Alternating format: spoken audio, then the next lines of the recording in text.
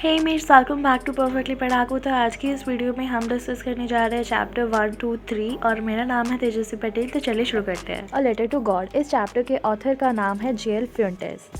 तो बेसिकली इस चैप्टर में हम बात कर रहे हैं, एक लेंचो नाम का इंसान है। The house, the only one in the entire valley, set on the crest of a low hill. Basically पूरे वैली में इन्हीं का है इकलौता घर। कहाँ पर ये लोकेटेड है? बेसिकली एक लो हिल है, उसके ऊपर है, ठीक है। क्रेस्ट का मतलब होता है टॉप ऑफ अ हिल। और यहाँ पर जो है इनके घर का व्यू बताया जा रहा है कि फसलें जो है लहरा रही है, अच्छी सी हार्वेस्ट हो रखी है, यही बताया जा रहा है। The only thing the earth needed was a downpour और एटलीस्ट अ शार। बेसिकली इनकी जो ज़मीन है उनको जो है बारिश की ज़रूरत है। Through out the morning Lencho who knew is field intimately, ये बताया जा रहा है कि लेंचो जो है अपने फील्ड्स को काफ़ी बारीकी से जानता था, कब क्या चाहिए होगा उनकी फील्ड को, ये उन्हें अच्छे से पता रहता था। Had done nothing else but see the sky towards the north east. सुबह से लेकर के जो है लेंचो बस इसी उम्मीद में कि कब बारिश होगी, इसलिए आसमान को देखे जा रहे हैं। Now we are really going to get some water women. Basically यहाँ पर ये बताते हैं कि फाइनली अब जो है बारिश होने वाली है। The women who was preparing supper, supper का मतलब होता है dinner, replied yes God willing, जैसी भगवान की इच्छा। The older boys were working in the field while the smaller ones were playing near the house until the women called to them all come for dinner. Basically उनके जो older सन थे वो जो है फील्ड में काम कर रहे थे, और जो यंगर वंस थे वो जो है घर के आसपास खेल रहे थे। जैसे ही डिनर तैयार होता है तो उनकी मम्मा जो है सबको बुला लेते हैं कि डिनर तैयार हो चुका है। It was during the meal, dinner के वक्त ही जैसा लेंचो ने प्रोडिक्ट किया था वैसा ही होता है, यानी कि बारिश आने लग जाती है। Big drops of rain begin to fall, the air was fresh and sweet. Basically ऐसे बारिश के मौसम में जो गीली मिट्टी की खुशबू होती है ना, जैसे हम पेट्रिकॉर कहते हैं, बस उसी की बात हो रही है यहाँ पर। The man went out for no other reason than to have the pleasure of feeling the rain on his body. देखो जैसे ही बारिश होती है हम ऐसे बाहर फैला करके बारिश का जो है स्वागत करते हैं, वही हो रहा है यहाँ पे। तो this aren't rain drops falling from the sky, they are new coins. The big drops are 10 cent pieces and the little ones are 5s. तो देखो यहाँ पर बस यही कहा जा रहा है कि जो फसलें हैं उनके ऊपर बारिश होगी तो फसलें अच्छी होंगी, और फसलें अच्छी होंगी तो पैसे भी तो अच्छे आएंगे ना। तो बस यही कहा जा रहा है कि जो बारिश की बूंदें हैं उनमें से बड़ी बारिश की बूंदें हैं वो 10 सेंट पीसीस के बराबर है, और जो छोटी बारिश की बूंदें हैं वो 5 के बराबर है। तो देखो फिर बाद में कहा जा रहा है कि राइप कॉर्न है, और फिर उनके जो फ्लावर्स है ना वो बारिश में एकदम अच्छे से भीग चुके हैं, ठीक है। बट अचानक से क्या होता है ना, पहले तो अच्छी ढंग की बारिश हो रही थी, but suddenly a strong wind begin to blow and along with the rain very large hail storms begin to fall. पहले तो बारिश हो रही थी, अब जो है काफ़ी तेज़ हवाएं भी चल रही है और हेल स्टॉर्म्स गिरने शुरू हो रहे हैं, यानी कि बर्फ़बारी हो रही है, ठीक है। This truly resemble a new silver coins. देखो अभी तो कह रहे हैं कि सिल्वर कॉइन्स के बराबर है, आगे देखते हैं क्या होता है। The boys exposing themselves to the rain run out to collect the frozen pearls. तो ऑब्वियस सा रिएक्शन है, जैसे ही बर्फ़ के ओले गिरते हैं तो हम भी जो है बर्फ़ कलेक्ट करने के लिए भागते हैं। It's really getting bad now exclaimed the man. तो अब जो है लेंचो को ये समझ आने लगता है कि अब जो है हालात बिगड़ रहे हैं। एंड देन कहते कि I hope it passes quickly, अब जल्द से ये ख़त्म हो जाने चाहिए, बट ऐसा नहीं होता है।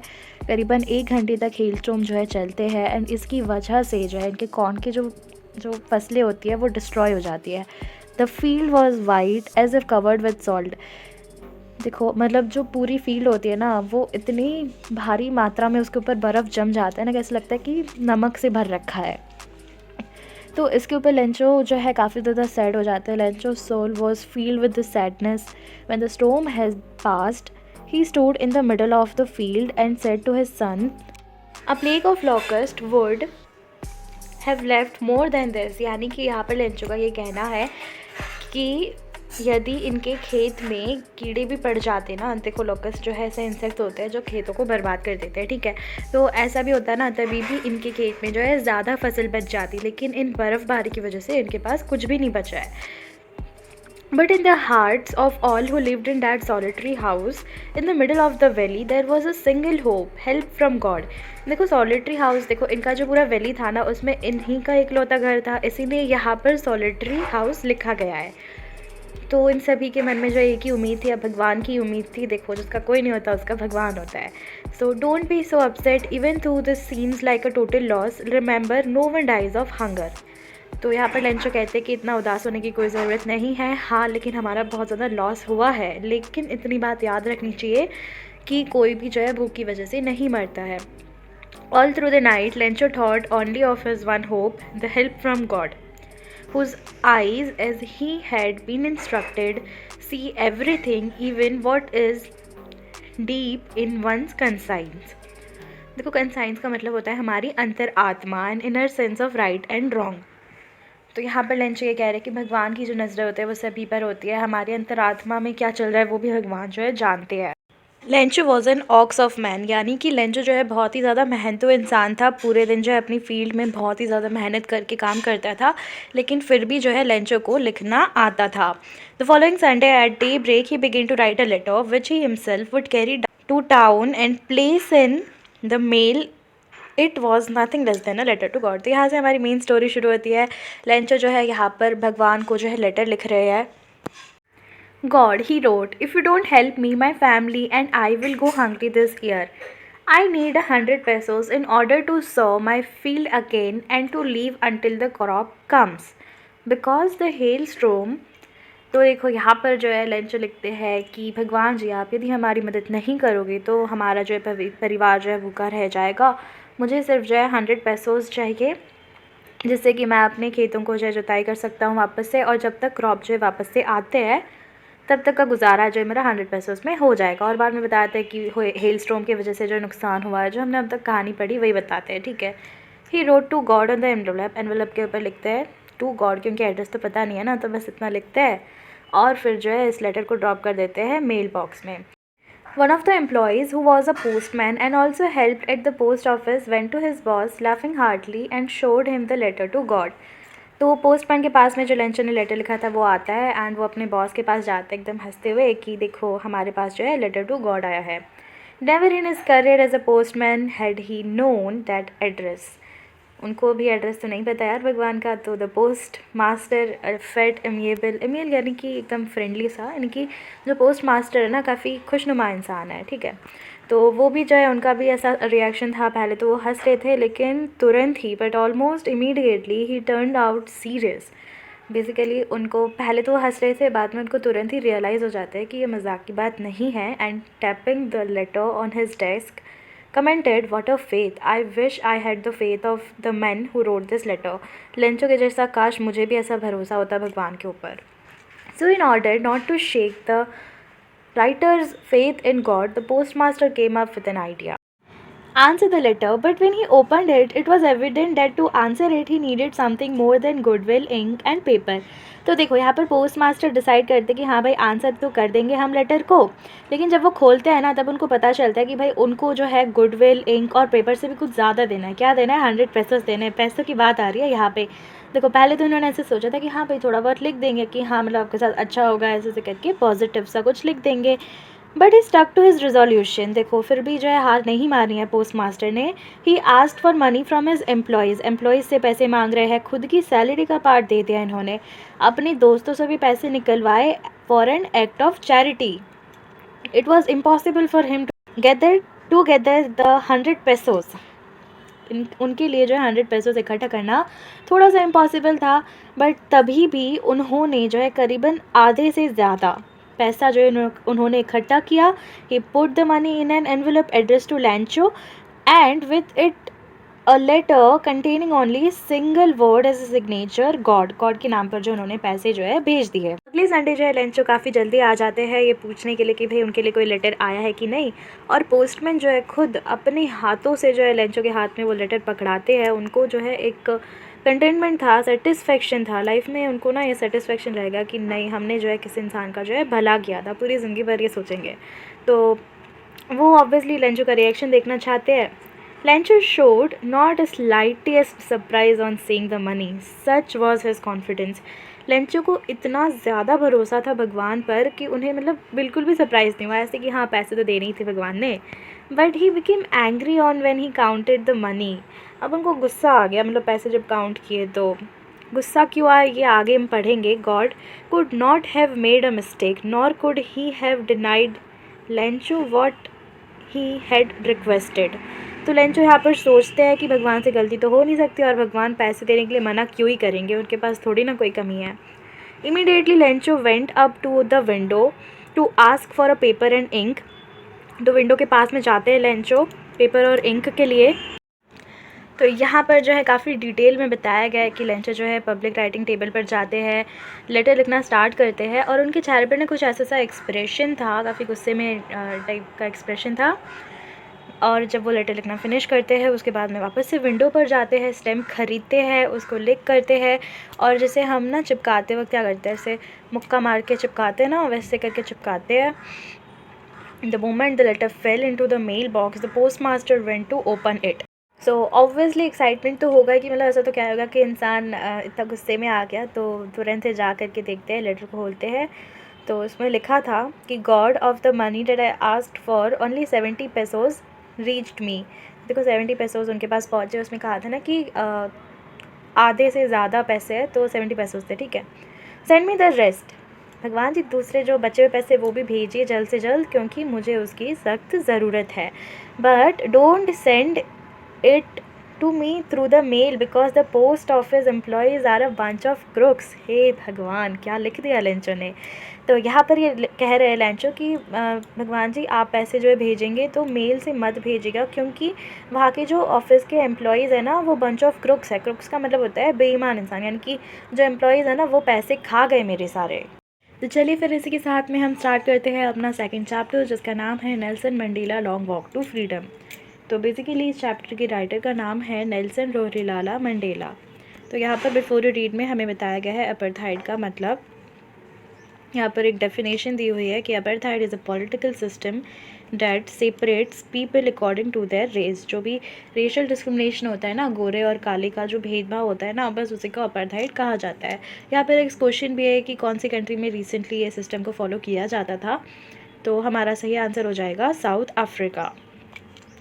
अब यहाँ पर हमें बताया जा रहा है कि नेल्सन मंडेला जी ने जो है अपनी लाइफ टाइम जो है अपार्थाइड के अगेंस्ट फ़ाइट किया था और 30 साल 30 ईयर्स जो है प्रिजन में बिताए थे। काफ़ी बड़ी बात होती है ये, 30 साल में काफ़ी सारी चीज़ें चेंज हो जाती है। Finally democratic elections were held in South Africa in 1994 में साउथ अफ्रीका में डेमोक्रेटिक इलेक्शंस हुए थे और जिसमें नेल्सन मंडेला जी जो है फर्स्ट ब्लैक प्रेसिडेंट बने थे। तो यहाँ पर नीचे दिया हुआ है कि ये जो चैप्टर है हमारा Nelson Mandela long walk to freedom, ये एक एक्सट्रैक्ट है from autobiography of Nelson Mandela, जिसका नाम है लॉन्ग वॉक टू फ्रीडम। ये इंपॉर्टेंट है, याद कर लेना इसे। यहाँ पर जो है एक छोटा सा एक्सट्रैक्ट है BBC न्यूज़ के द्वारा, 10 मई 1994 का है ये। Mandela become south Africa's first black president, heading थी हमारी। तो यहाँ पर हमें बताया जाता है कि नेल्सन मंडेला जी जो है साउथ अफ्रीका के फर्स्ट ब्लैक प्रेसिडेंट बन जाते हैं after more than 3 centuries of white rule. 3 century से भी ज़्यादा तक जो है वाइट रूल था, उसके बाद में जो है ये इतना बड़ा बदलाव आया है। नाउ ANC जो है उसका फुल फॉर्म भी याद कर लेना, अफ्रीकन नेशनल कांग्रेस, जो कि 252 आउट ऑफ 400 सीट्स की मेजॉरिटी से जीती हुई है। नाउ इनॉग्रेशन सेरेमनी जो था वो union buildings amphi theatre Pretoria में हो रहा था। प्रिटोरिया जो है साउथ अफ्रीका का कैपिटल है और यहाँ पर जो है 140 से भी ज़्यादा कंट्रीज़ से जो है बड़े पॉलिटिशियंस और इम्पॉर्टेंट लोग यानी डिग्नेटरीज़ आए हुए थे। और यहाँ पर नेल्सन मंडेला जी ने कहा कि never never again will this beautiful land experience the operation of one by other. यहाँ पर नेल्सन मंडेला जी हमें कह रहे हैं कि इस खूबसूरत से लैंड पर कभी भी ऑपरेशन का मतलब होता है अत्याचार, यानी कि जो छोटे लोग हैं, जो कमज़ोर लोग हैं, उन पर जो अत्याचार होता है वो जो है इस खूबसूरत लैंड पर अब कभी भी नहीं होगा। जुबिलेंट सीन्स यानी खुशनुमा सीन्स होते हैं प्रिटोरिया की स्ट्रीट पर, जो है सभी लोग, गोरे लोग, काले लोग, सभी लोग जो है साथ में सेलिब्रेट कर रहे हैं। 1 लाख से भी ज़्यादा साउथ अफ्रीकन मैन, वुमेन, बच्चे सभी लोग जो है गाना गा रहे हैं, साथ में डांस कर रहे हैं, मज़े कर रहे हैं। यहाँ से जो हमारा मेन चैप्टर स्टार्ट होता है 10 मई डॉन ब्राइट एंड क्लियर। 10 मई की जो शुरुआत होती है वो काफ़ी ज़्यादा ब्राइट एंड क्लियर होती है। For the past few days I had been pleasantly besieged by dignitaries and world leaders were coming to pay the respect before the inauguration. तो यहाँ पर नेल्सन मंडेला बताते हैं कि उनके आसपास जो है वो घिरे हुए होते हैं, जैसे सराउंडेड क्लोजली बाय बिसाइज्ड का मतलब होता है। तो काफ़ी बड़े बड़े डिग्नेटरीज आ रहे हैं, पॉलिटिकल लीडर्स आ रहे हैं उनको कॉन्ग्रेचुलेट करने के लिए, उनके प्रति अपना रिस्पेक्ट पे करने के लिए इनॉग्रेशन से पहले। तो ये जो इनाग्रेशन है, the inauguration would be the largest gathering ever of international leaders on south African soil. South African soil पर पहली बार जो है कुछ इतना बड़ा सा जो गैदरिंग होने वाला है, काफ़ी प्राउड की बात है। तो ये वाली चीज़ तो हमने पहले ही पढ़ ली। देखो जो सेरेमनी थी वो हो रही थी सैंडस्टोन एम्फीथिएटर, यूनियन बिल्डिंग्स इन प्रेटोरिया। ये वाली चीज़ें हमने पहले ही पढ़ रखी है। तो यहाँ पर ना पहले वाइट सुप्रीमेसी चलती थी, यानी कि गोरों का राज चलता था। करीबन दशकों से जो है इनका राज चल रहा था। फाइनली जो है यहाँ पर भांति भांति रंगों के लोग हैं, साथ में जो है सेलिब्रेट कर रहे हैं Africa's first democratic and non racial government on that lovely autumn day. देखो ये वाली चीज़ याद रख लेना कि 10 मई 1994 को जो है ऑटम था, ठीक है, सीज़न याद कर लेना। I was accompanied by my daughter Zenani. Nelson Mandela ji की डॉटर का नाम है ज़नानी, ये भी एक इम्पॉर्टेंट चीज़ है। On the podium Mr de Klerk was first sworn in as second deputy president. Second deputy president कौन थे? Mr de clerk.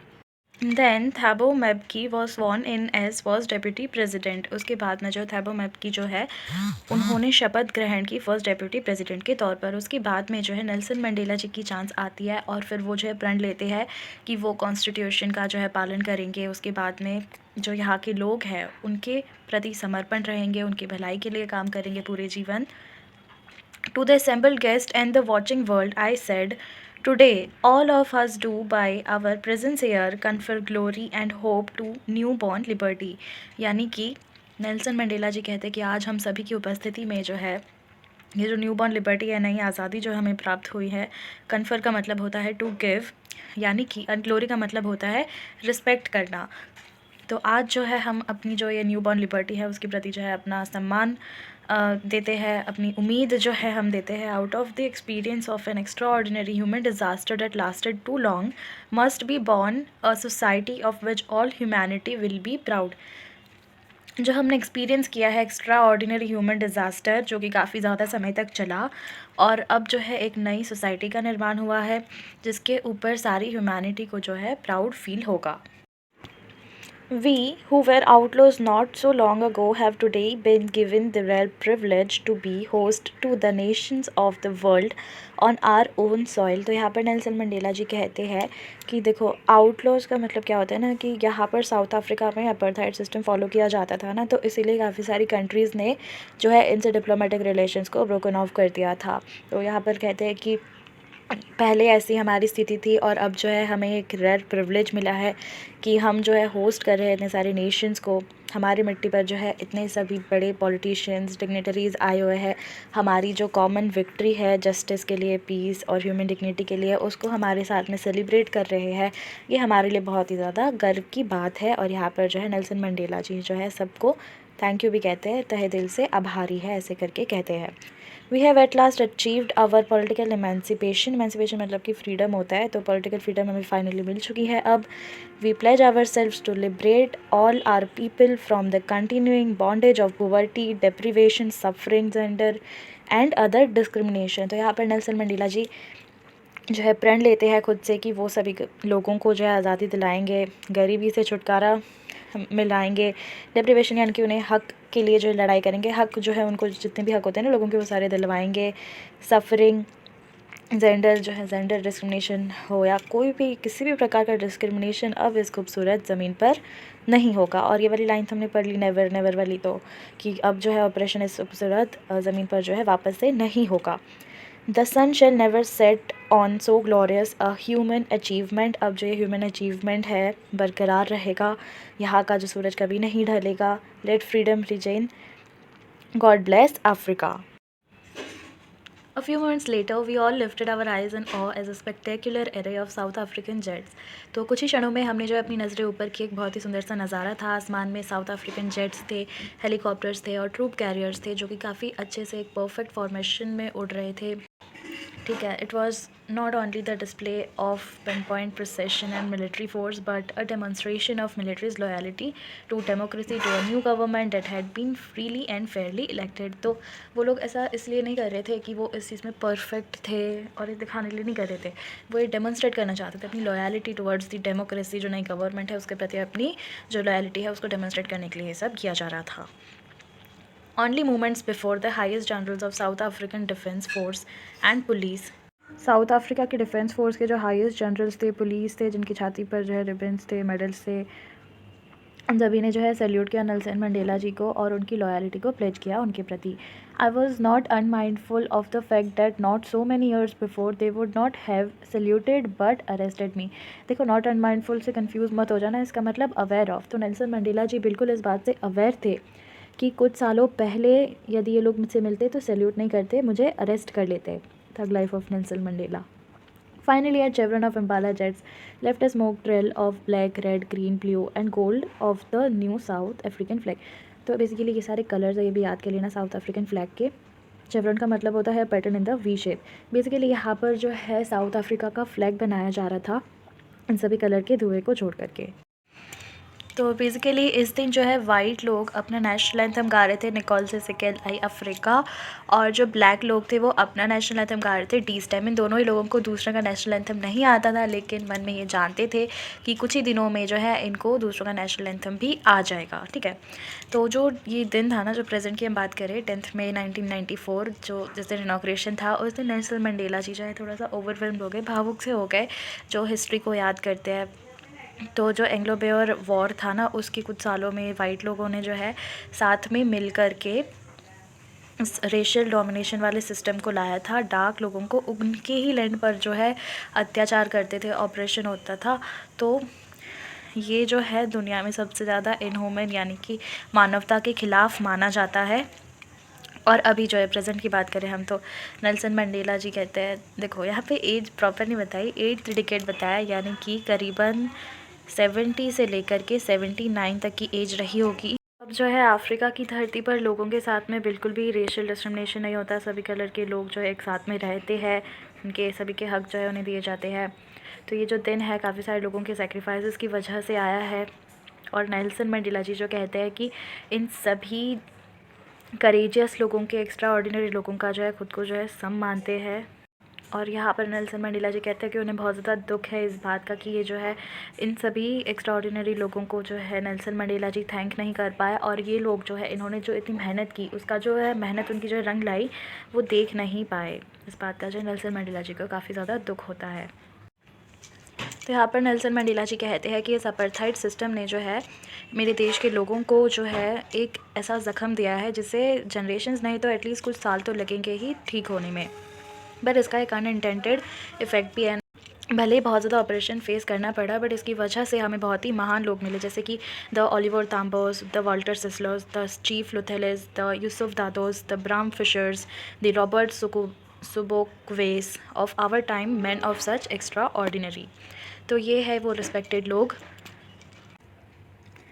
It required such depth of oppression to create such heights of character. तो यहाँ पर Nelson Mandela जी कहते हैं कि जितना depth of operation होगा उतना ही जो है इंसान का कैरेक्टर जो है निखर कर के आएगा, यानी कि जितनी ज़्यादा दिक्कतें होंगी, जितनी ज़्यादा जो ऑपरेशन होगा ना, अत्याचार होगा, उतना ही ज़्यादा इंसान का जो कैरेक्टर है वो निखर कर के आता है। I have always known that its greatest wealth is its people finer and truer than the purest diamond. यहाँ पर नेल्सन मंडेला जी का एक कहना है कि जो देश के जो ये एक्स्ट्रा ऑर्डिनरी लोग हैं ना, ये जो करेजियस लोग हैं, देशभक्त लोग हैं, वही देश की असली वेल्थ है, ना कि ये प्योरेस्ट डायमंड। प्योरेस्ट डायमंड से भी ज़्यादा प्योर है ये लोग। तो यहाँ पर जो है नेल्सन मंडेला जी हमें करेज की डेफिनेशन बताते हैं। तो यहाँ पर कहते हैं ब्रेव इंसान वो नहीं होता जो कभी डरता ही नहीं है, ब्रेव इंसान वो होता है जो अपने डर के ऊपर को जो है जीत को हासिल करता है, कंकर that fear triumph over it. ठीक है, नाउ नेक्स्ट लाइन में हमें ये बताते हैं नेल्सन मंडेला जी कि इंसान जो है नफ़रत पैदा होते ही सीख के नहीं आता है। नेचुरल इंसान में क्या होता है, प्यार करना होता है, इज़्ज़त करनी आती है नेचुरली लोगों को। ठीक है, नफ़रत तो है जो लोग सिखाते हैं कि नफ़रत ऐसे होती है। नेक्स्ट लाइन में जो है यहाँ पर कहा जा रहा है कि इंसान की जो इंसानियत होती है ना, उसका जो दिया होता है वो भले ही छुप सकता है लेकिन बुझ नहीं सकता है।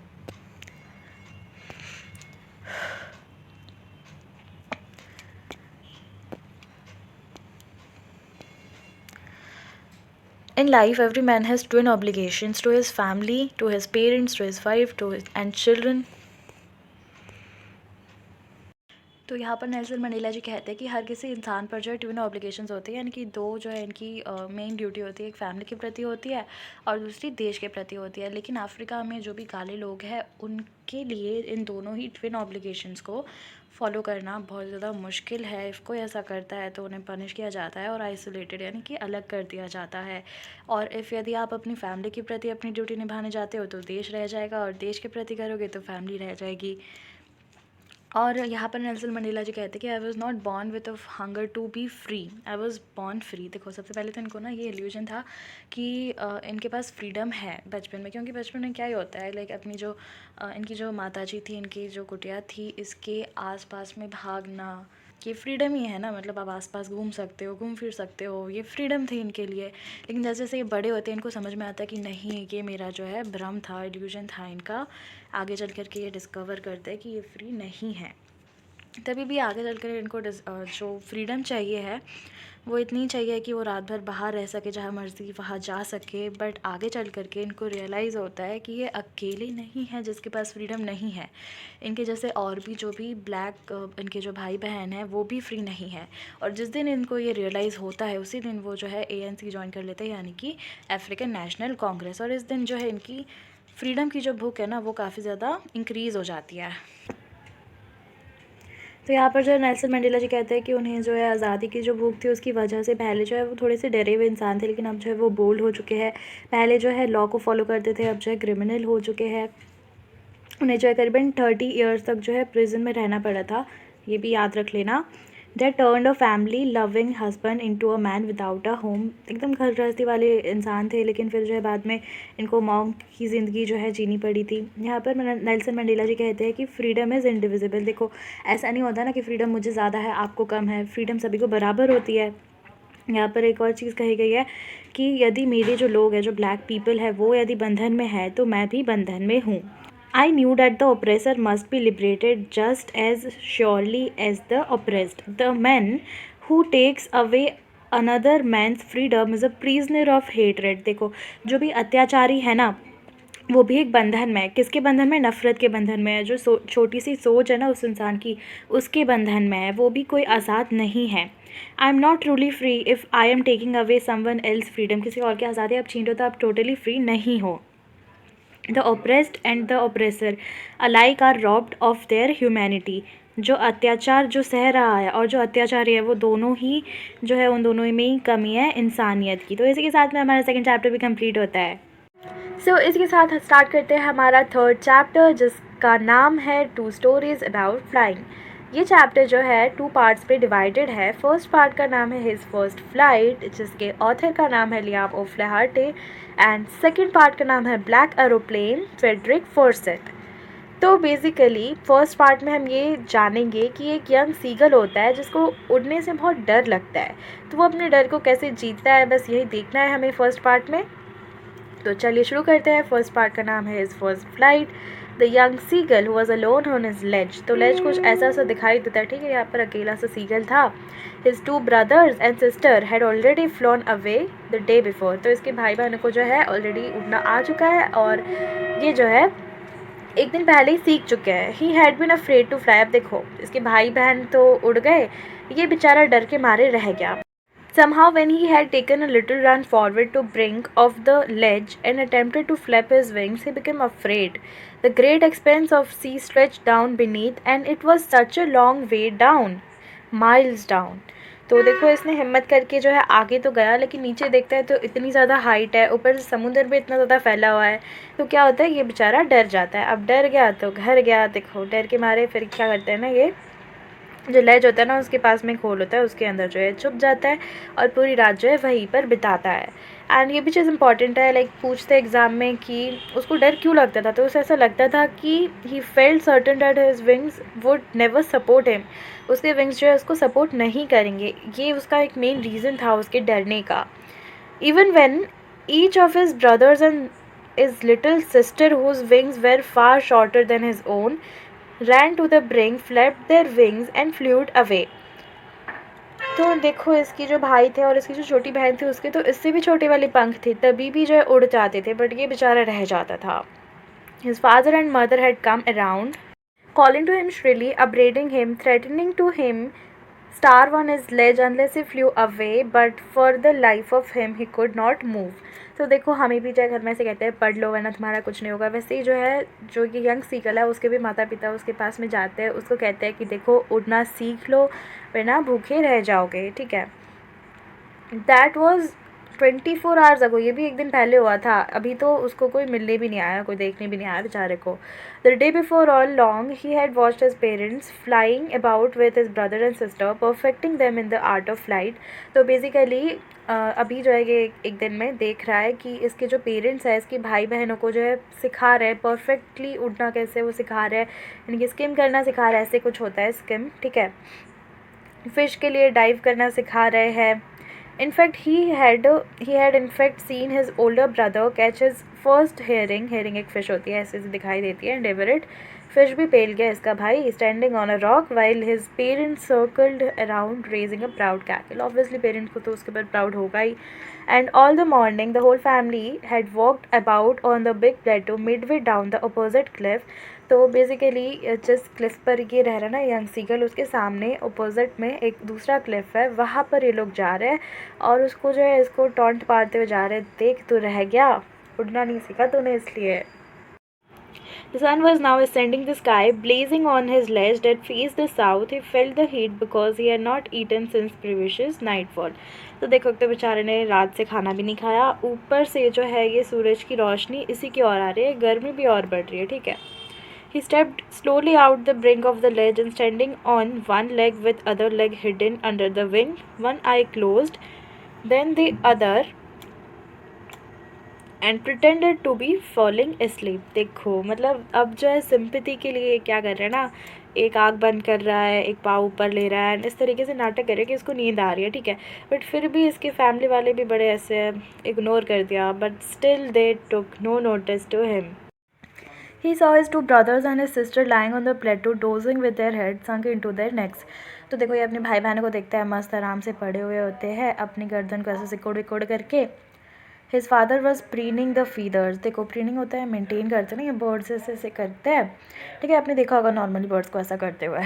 लेकिन इसकी जो इकलौती मम्मा ही थी जो इसको देख रही थी, देखो सब साथ छोड़ देते लेकिन माँ साथ नहीं छोड़ती है, ठीक है। तो इसकी तरफ देख रही होती है, she was standing on little high hump on the plateau, और इसकी तरफ देख रही होती है। She tore at a piece of fish that lay at her feet and scraped each side of her beak on the rock. Basically इनके जो पाव है उसमें एक छोटा सा फिश का टुकड़ा है, इसको जो है ऐसा जो है चीरती है, टोर करती है, एंड देन अपनी चोंच को जो है इस तरीके से शार्पन करती है, ऐसे रगड़ करके, ठीक है। तो ये देख करके जो है हमारा यंग सीगल होता है वो पागल ही हो जाता है खाना देख करके। How he love to tear food that way scraping his beak now and again to whet it. Whet होता है ये जो अपनी बीक को जो शार्पन करते हैं ना, वही, ठीक है।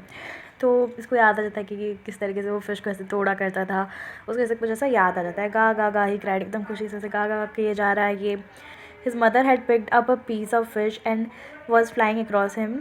तो इसकी मम्मा जो है इसके पास आ रही है खाना लेकर के, इस तरीके से देखो। तो देखो मेन स्टोरी में आपको बता देते होता क्या है ना कि इसकी मम्मा जो है बस यहीं तक आती है, यहाँ पर आकर के रुक जाती है, और फिर ये सोचता है कि इसकी मम्मा आगे क्यों नहीं आ रही, लेकिन ये खाना देकर कितना पागल हो जाता है ना कि खाने की और इस तरीके से कूदता है। एंड देन देखो यहाँ पर तो ज़मीन है नहीं, तो फिर ये हवा में हो जाता है एक सेकंड के लिए, एंड तभी अचानक से जो है इसके पंख जो है इसका साथ देते हैं और ये उड़ना सीख जाता है इस तरीके से, इसको पता भी नहीं चलता ऐसे। तो देखो यहाँ पर यही लिखा हुआ है कि ही डाइव्ड एट द फिश। उसके बाद में जो है इसकी दिल की एकदम धड़कन ऐसे थम सी जाती है एक सेकंड के लिए, लेकिन देन इसको रियलाइज़ हो जाता है कि इसके पंख जो है हवा को काट रहे हैं, यानी कि फाइनली इसको उड़ना जो है आ चुका है। तो अब इसको कोई डर वर नहीं लगता है। इसकी फैमिली जो है पूरी खुश है, एकदम सब चिल्ला रहे हैं, चीख रहे हैं, सभी लोग जो है खुश है, सब कुछ अच्छा चल रहा है अभी। बट यहाँ पर एक और दिक्कत आ जाती है। दिक्कत क्या आती है कि ये जो है ग्रीन सी होता है ना, उसके ऊपर खड़े होने के लिए अपने पाँव तो रख देता है, लेकिन इसके पाँव जो है डूबने लग जाते हैं और ये वापस से डर जाता है एंड ऐसे चिल्लाने लग जाता है, एकदम ऐसा एकदम तड़प सा जाता है, फड़फड़ाने लग जाता है, ठीक है ना। तो पूरे दिन का एक तो बेचारा थका हुआ था, पहले ही से भूखा सा था, तो अब ये जो है कुछ कर ही नहीं पा रहा बेचारा सा। लेकिन क्या होता है ना, उसके बाद में उसका जो पेट जो है, उसकी जो बेली है, वो जैसे ही पानी को टच करती है ना, वो डूबना बंद हो जाता है और वो फ्लोट करना स्टार्ट कर देता है। तो वापस से यहाँ पर हैप्पी फैमिली, सभी लोग जो है खुश हो जाते हैं, उसको जो है डॉग फिश जो है ऑफ़र करते हैं, सब लोग यहाँ पर बहुत खुश हैं, and he finally made his first flight. तो इसी के साथ में स्टार्ट करते हैं अपने चैप्टर का second part, the black aeroplane. I was flying my old Dakota aeroplane over friends back to England. Friends से जो वापस इंग्लैंड की ओर जा रहे हैं पायलट हमारे। I was dreaming of my holiday and looking forward to being with my family. Family time के बारे में सोच रहे हैं, ड्रीम्स ऐसे दिमाग में काफ़ी सारी चीज़ें चल रही है। एंड देन जो है घड़ी की ओर देखते हैं, 1:30 बज चुके हैं, तो सोचते हैं कि अब जो है मुझे पेरिस कंट्रोल को कॉल कर लेना चाहिए। पेरिस कंट्रोल डकोटा DS088, नाम याद रख लेना प्लेन का, Dakota DS088। Here, can you hear me? I'm on my way to England. Over. The voice from the radio answered me immediately. DS088, I can hear you. You ought to turn 12 degrees west now. DS088, over. तो फिर यहाँ पर जो है अपना map check करते हैं, compass check करते हैं, और फिर जो है अपना जो ये सेकेंड लास्ट जो इनका फ्यूल टैंक होता है उसको भी ऑन कर देते हैं। तो यहाँ पर जो है 12 डिग्रीज वेस्ट की ओर ले लेते हैं ये प्लेन को। एंड यहाँ पर वापस से सपने देखना शुरू कर दिया इन्होंने कि अभी time for breakfast. I thought a good big English breakfast के बारे में सोच रहे हैं, मस्त पी लूँगा घर पे जाके, ऐसे ऐसे करके कुछ सोच रहे हैं। Paris was about 150 kilometre behind. Paris जो है 150 किलोमीटर पीछे रह गया, यानी कि 150 किलोमीटर जो है सफ़र इन्होंने तय कर लिया है। लेकिन इतने में ही जो है इनके सामने बहुत ही काले घने बादल छा जाते हैं। बेसिकली स्टॉर्म क्लाउड्स होते हैं ये। एंड इनके पास इतना फ्यूल भी नहीं है कि दूसरी डायरेक्शंस में जाने का ये ट्राई करे। तो ऐसे सिचुएशन में इन्हें क्या करना चाहिए, पेरिस वापस मुड़ जाना चाहिए। लेकिन इनके सपने तो अलग ही थे ना, इनको तो इंग्लिश ब्रेकफास्ट करना था, हॉलीडे टाइम स्पेंड करना था। तो इसी के चक्कर में ये रिस्क लेने को तैयार हो गया। I will take the risk. तो इसीलिए अब ये क्या करते हैं ना कि स्टॉर्म में डाल देते हैं DS Dakota. Inside the clouds everything was suddenly black. एकदम से कुछ काला काला सा दिखाई दे रहा है इन्हें। फिर ये कंपास पर देखते हैं, इन्हें अपनी आंखों पर यकीन नहीं होता है। क्यों? क्योंकि कंपास भी एकदम राउंड राउंड राउंड घूमे जा रहा है, कंपास भी डेड था। तो फिर अभी सोचता है कि अब हम रेडियो ट्राई करते हैं। पेरिस कंट्रोल, क्या आप मुझे सुन पा रहे हो? नहीं, कोई नहीं सुन पा रहा था, कोई जवाब नहीं दे रहा था। मतलब कि रेडियो भी डेड हो चुका है, रेडियो डेड हो चुका है, कंपास डेड हो चुका है। इसका मतलब क्या है, अब ये पूरी तरीके से स्टॉर्म में खो चुके हैं। तो अब यहाँ पर क्या होता है ना, इन्हें एक दूसरा एरोप्लेन दिखाई देता है एंड एक उम्मीद की किरण जगते कि भाई कुछ तो मतलब हो सकता है अब। तो क्या करते हैं, ये ओबीडिएंट चाइल्ड की तरह जो है उस एरोप्लेन को जो है फॉलो करते हैं। तो अब जो है करीबन आधा घंटा हो चुका है ये इसे फॉलो कर रहे हैं, बट कुछ रास्ता निकल नहीं पा रहा। एंड करीबन 10 मिनट का ही जो है फ्यूल बचा है अब प्लेन में। अब इनको वापस से जो है डर लग रहा है, लेकिन फाइनली जो है प्लेन लैंड करवा देता है। Finally an airport runway, like जान बची तो लाखों पाए, लौट के बुद्धू घर को आए। फाइनली पहुंच जाते हैं सेफली। बट अभी जो एक्साइटमेंट है कि भाई उस ब्लैक एरोप्लेन में कौन था, कहाँ गए वो, मतलब उसका पायलट कौन था, हमें बचाया, हमें थैंक यू बोलना चाहिए। तो कंट्रोल रूम में जाकर के, कंट्रोल सेंटर में जाकर के पूछते हैं उनसे कि भाई कौन था वो पायलट, ऐसे करके। बट इनका रिएक्शन काफ़ी स्ट्रेंज सा होता है, एकदम ऐसे दिखते हैं, क्या दूसरा एरोप्लेन? नहीं नहीं, आपके अलावा और कोई नहीं था। इंग्लिश ब्रेकफास्ट के चक्कर में आप ही अकेले यहाँ पर आए हुए हो। सो बेसिकली कोई नहीं था इनके अलावा, ठीक है। I could see on the radar, आप ही दिख रहे थे सिर्फ। तो यहाँ पर सवाल खड़ा होता है कि कौन था दूसरे एरोप्लेन में, घर का पायलट कौन था, बिना कंपास, बिना रेडियो, बिना लाइट्स के चला कैसे रहा था। So this was it for today guys, thanks for watching. I surround my soul with the positivity. That's why I don't worry about the things that I don't see. Yeah, these days I don't worry about much. I think we should have some